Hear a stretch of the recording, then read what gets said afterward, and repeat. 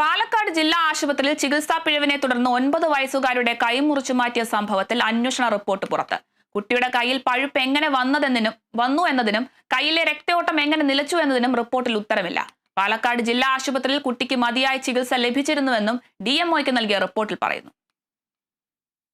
ചികിത്സാ പിഴവിനെ തുടർന്ന് 9 വയസ്സുകാരിയുടെ കൈമുറിച്ചു മാറ്റിയ സംഭവത്തിൽ പാലക്കാട് ജില്ലാ ആശുപത്രിയിലെ ഡോക്ടർമാർക്ക് ക്ലീൻ ചിറ്റ് നൽകുന്നതാണ് പ്രാഥമിക അന്വേഷണ റിപ്പോർട്ട്.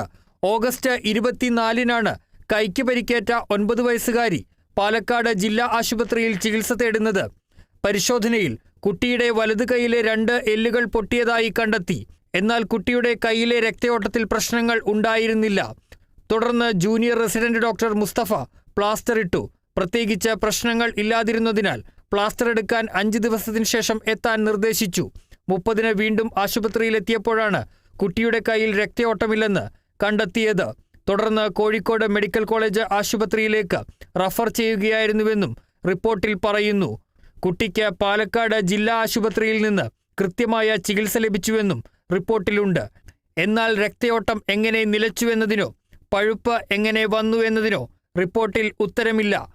പാലക്കാട് മെഡിക്കൽ കോളേജിലെ orthopaedics assistant professor doctor Siju KM, Ottapalam taluk ആശുപത്രിയിലെ orthopaedics junior consultant doctor Jauhar KT എന്നിവരാണ് DMOയുടെ നിർദ്ദേശപ്രകാരം അന്വേഷണം നടത്തി റിപ്പോർട്ട് തയ്യാറാക്കിയത്.